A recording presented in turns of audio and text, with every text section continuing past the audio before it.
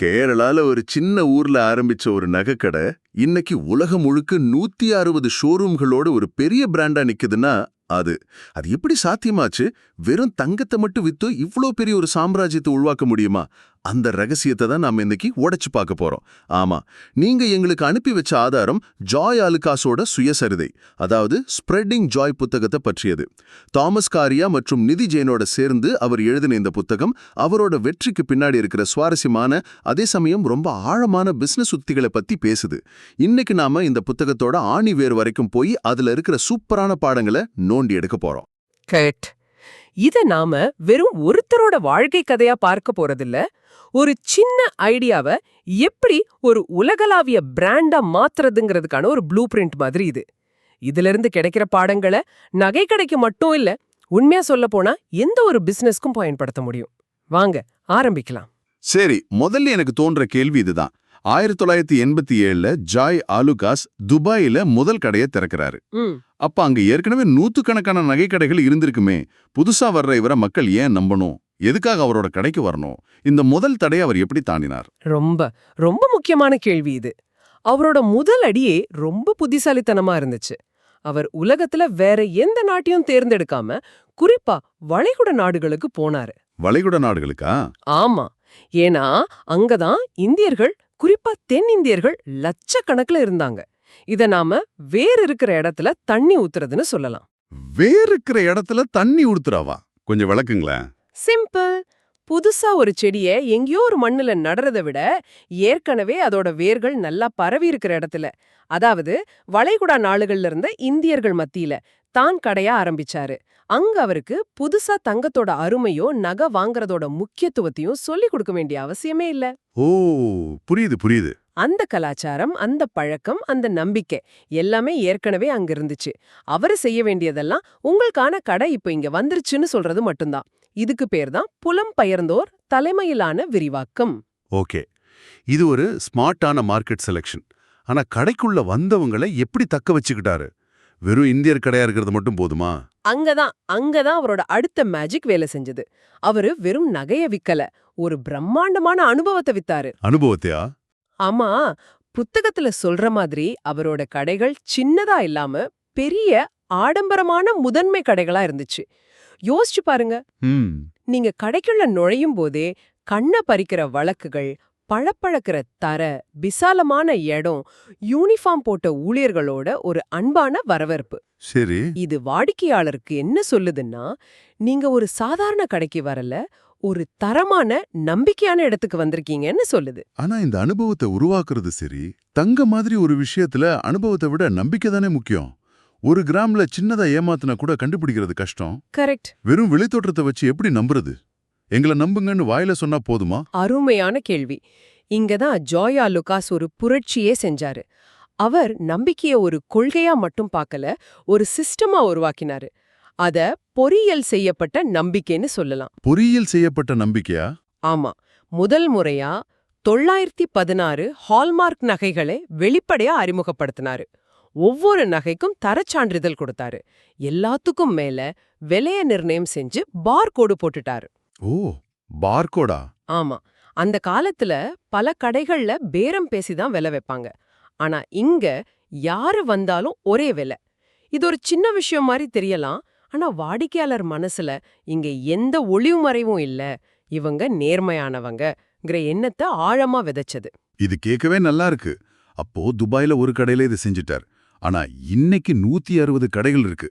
எல்லா கடையிலயும் இதே தரத்தை, இதே அனுபவத்தை, இதே நம்பிக்கையை கொடுக்க முடியுதா?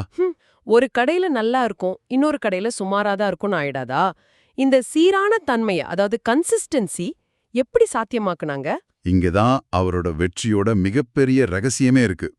சாதாரணமா நாம என்ன நினைப்போம்? ஒரு கடையை வெற்றிகரமா நடத்திட்டா அதே 100 இடத்துல காப்பி பண்ணிடலான்னு. ஆமா, ஆனா அங்கதான் ஜாய் ஆலுகாஸ் வித்தியாசமா யோசிச்சிருக்கார்.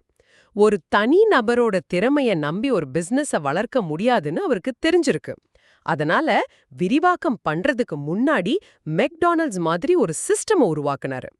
இதுக்கு பேர் தான் அளவிடுவதற்கு முன் அமைப்புகள். மெக்டானல்ட்ஸ் மாதிரியா? நகைக்கடைக்கும் அதுக்கும் என்ன சம்பந்தம்? சம்பந்தம் இருக்கு. நீங்க டெல்லியில மெக்டானல்ட்ஸ் பர்கர் சாப்பிட்டாலும் சரி, துபாயில சாப்பிட்டாலும் சரி, சுவை கிட்டத்தட்ட ஒரே மாதிரி இருக்கும் இல்லையா? ஆமா, கரெக்ட். ஏன்னா அங்க பர்கர் செய்யற ஆளை நம்பி அந்த கம்பெனி இல்ல, அந்த பர்கர் செய்யற சிஸ்டம நம்பி இருக்கு.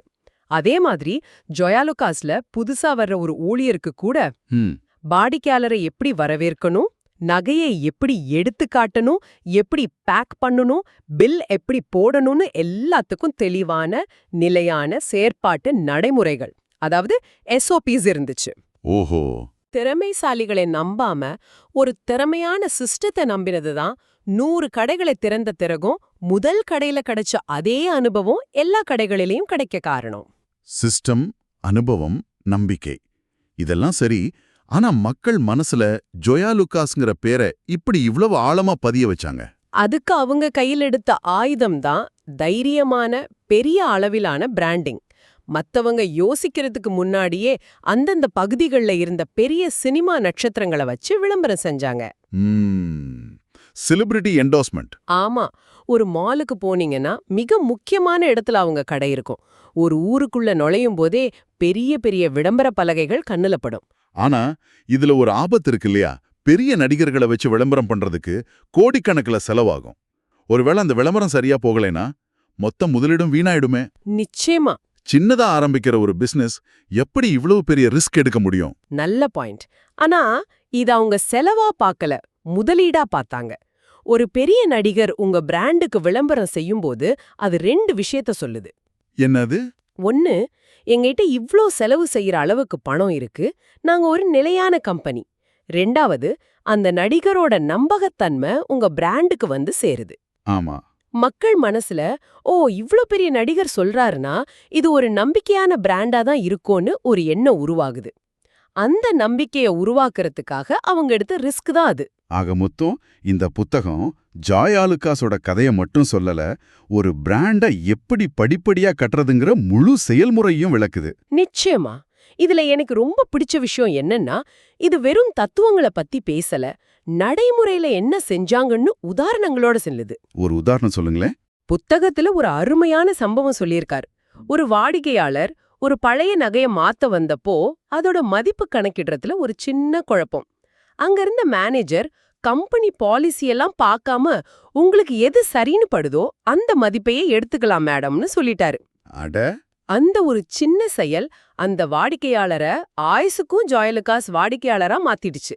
சிஸ்டம் முக்கியம்தான், ஆனா சில நேரங்கள்ல அந்த சிஸ்டத்தையும் தாண்டி நாம காட்டுற மனித நேயம்தான் பெரிய நம்பிக்கையை உருவாக்கும்னு இது காட்டுது. அருமை. இது வெறும் என்ன செய்ய வேண்டும் என்று சொல்லாமல் எப்படி செய்தார்கள் என்பதையும் நமக்கு கத்துக் கொடுக்குது. அதேதான். கரெக்ட். இது நகை பிசினஸ் பத்தி மட்டும் இல்லாம நம்பிக்கைங்கிற அடித்தளத்துல இயங்குற எந்த ஒரு பிசினஸ்க்கும் இது பொருந்தும். சரி, இப்போ நம்ம உரையாடலை கேட்டுட்டு இருக்கிறவங்க அவங்களோட முயற்சிகளுக்கு இதுல இருந்து எடுத்துக்கக்கூடிய முக்கியமான உத்திகள் என்னன்னு ஒரு பட்டியலா பார்க்கலாமா? கண்டிப்பா. முதல் பாடம், உங்க வேர்கள் எங்க இருக்குன்னு கண்டுபிடிங்க. அதாவது உங்க பொருளை இயல்பாவே புரிஞ்சிக்கிற விரும்புற வாடிக்கையாளர்கள் எங்க இருக்காங்களோ அங்க உங்க கவனத்தை செலுத்துங்க. புதுசா ஒரு சந்தையை உருவாக்குறத விட இருக்கிற சந்தையில ஜெயிக்கிறது சுலபம். கரெக்ட். 2வது, அனுபவத்தை உருவாக்குறது. 10 சின்ன கடைகளை திறக்கிறத விட ஒரே ஒரு பெரிய மறக்க முடியாத முதன்மை கடைய, ஃபிளாக்ஷிப் ஸ்டோரை உருவாக்குங்க. ஆமா, அந்த ஒரு கடை உங்க பிராண்டோட தரம் தீவிரம் பத்தி 1000 வார்த்தைகள் பேசும். அது ஒரு நம்பிக்கைக்கான நினைவு சின்னம் மாதிரி. 3வது, நம்பிக்கைய உருவாக்குறதுக்கு திட்டமிடுங்க. அது தானா வராது. உங்க தரச் சான்றிதழ்களை பெருமையா காட்சிப்படுத்துங்க. உங்க கொள்கைகளை வெளிப்படையா சொல்லுங்க. விலையில வெளிப்படைத்தன்மையை கடைபிடியுங்க. ஒவ்வொரு சின்ன விஷயத்திலயும் நேர்மையா இருக்கும்போது தான் பெரிய நம்பிக்கை உருவாகும். 4வது, எல்லாத்தையும் முறைப்படுத்துங்க. அதாவது சிஸ்டமைஸ் எவ்ரிதிங். வாடிக்கையாளரை வரவேற்கிற வார்த்தைகள்ல இருந்து பொருள் பேக் பண்ற முறை வரைக்கும் எல்லாத்துக்கும் ஒரு சிஸ்டம் உருவாக்குங்க. ஆமா, ஒரு வாடிக்கையாளர் உங்ககிட்ட 100 தடவை வந்தாலும் 100 முறையும் ஒரே மாதிரி உயர்வான சேவையை பெறும்போது உங்க பிராண்ட் மேல ஒரு தொழில்முறை நம்பிக்கை, ஒரு ப்ரொஃபஷனல் ட்ரஸ்ட் உருவாகும். கடைசியா 5வது பாடம், தைரியமா பிராண்டிங் பண்ணுங்க. உங்க மார்க்கெட்டிங் பட்ஜெட்டை 100 சின்ன துண்டுகளா சிதறடிக்காம எல்லார் மனசுலயும் நிக்கிற மாதிரி 1-2 பெரிய முயற்சிகள்ல முதலீடு செய்யுங்க. உங்க பிராண்ட பார்த்தாலே மக்களுக்கு ஒரு பெரிய நிலையான பிம்பம் மனசுல வரணும். அதுதான் நீண்ட காலத்துல உங்களுக்கு உதவும். அருமை. அப்போ ஸ்ப்ரெட்டிங் ஜாய் புத்தகம் வெறும் ஒருத்தரோட வெற்றி கதை மட்டும் இல்ல, அது ஒரு தெளிவான வணிக கையேடு. நிச்சயமா. ஒரு சின்ன நகரத்திலிருந்து ஆரம்பிச்சு நாடுகள் கலாச்சாரங்களை கடந்து ஒரு பெரிய பிராண்ட உருவாக்கணும்னு ஆசைப்படுற யாருக்கும் ஜோயா லுகாஸோட பாடங்கள் ஒரு சரியான வழிகாட்டின்னு சொல்லலாம். நிச்சயமா. இந்த உரையாடலோட இறுதியில உங்களுக்காக ஒரு சிந்தனை. இந்த புத்தகம் முழுக்க நாம தங்கம் பத்தி பேசணும்.